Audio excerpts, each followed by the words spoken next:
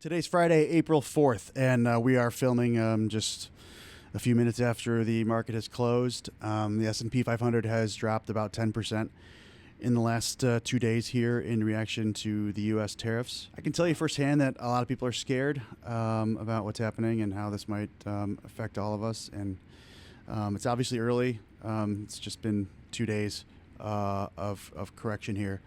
But going back to 2022, when the market was off 20%, this feels different because 2022, the cause of that decline wasn't so specific as this one.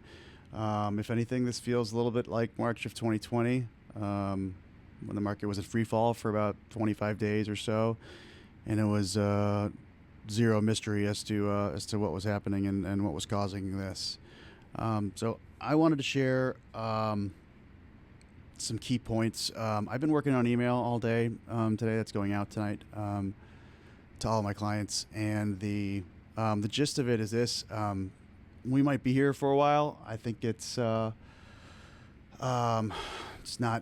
unreasonable to say or a stretch to say that things could be a little uncomfortable here for a while. So while there's nothing that we can do about it, I did want to offer 3 things for my clients to remember at a time when it's probably difficult to remember these things. So the first one, being an investor is supposed to be hard. It's supposed to be hard. If it were easy, then everyone would be an investor, and there'd be no need for savings accounts, and there'd be no need for CDs, because if being an investor were easy, that would mean stocks would only go up, and if stocks only went up, then why would we put our money anywhere else? So the price that we pay for being an investor is times like these, and the reward for being an investor is years like last year and the year before that, and well, not the year before that, but lots of years since 2008. So yeah, it's a bitter pill to swallow, but being an investor, it's supposed to be hard. Number 2, your habits are your health. It's kind of a strange sounding one, but at my last job, I had 320 households that I was responsible for, and now that number is about 50, which means that everyone getting this email, I have a lot of history with, which translates into a lot of years of getting familiar with habits and just getting to know people over 5, 10, 15, even 20 years. And because of that, I'm confident in saying that these people's financial success long term has been decided well before this recession or any other one. And here's what I mean by that.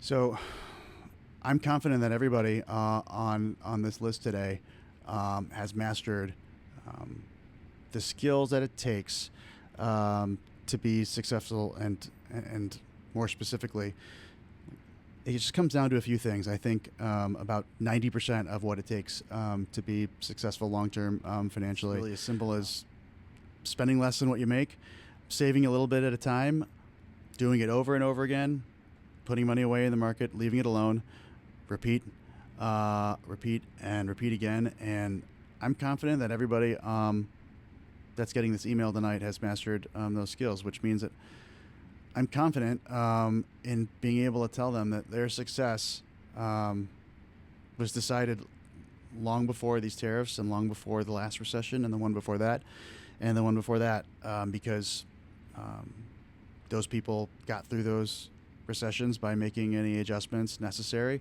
This one's not going to be any different. Yeah, their success has been determined already, even though it really doesn't feel like it. Again, hard thing to remember, particularly when we're seeing such sharp declines in a short period of time, and we might not be done yet. Point number 3. In the market, both things are temporary. So when the market is unusually good, like it has been the last couple of years, good markets feel like they're never going to end. And then they do. and then we get the bad markets. And when those are happening, they feel like they're never going to end. And then they do. And then they're replaced by the other thing. And that thing feels like it's not going to end for a while, and then it does, and then it's replaced by the other thing, and so on and so forth. So bad markets, temporary, good markets, temporary, and while they're happening, they feel anything but. The last point that I wanted to share isn't really something to remember, but just something that I feel strongly about. I think a lot of people are going to get, especially after the last couple of days, a lot of people are going to get the old tried and true advice of stay the course and focus on the long term and take the emotion out of it. Those things are mostly true. Good advice. I think they're kind of dumb and a little naive. And I say that because I don't know how money can't be emotional. Accumulating money, saving money, investing money, living through times like these. All these require the old blood, sweat, and tears of working hard for 20, 30, 40 years. Work is the thing that takes us away from our families. And that's why it's called work, right? If it was awesome, they wouldn't pay us. So, I don't know how this is going to be emotional when we're talking about the thing that makes us feel safe and the thing that has just required so much sacrifice. So I think it's okay to be emotional. I just try and help people draw the line between being emotional and being irrational. Even that is difficult, when we're talking about such big decisions. But tried and true is tried and true, but it's maybe not to the letter. So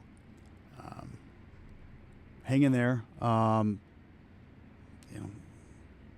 Buckle up, whatever cliche you want to use there. But this could be a while, and I'll talk to you soon.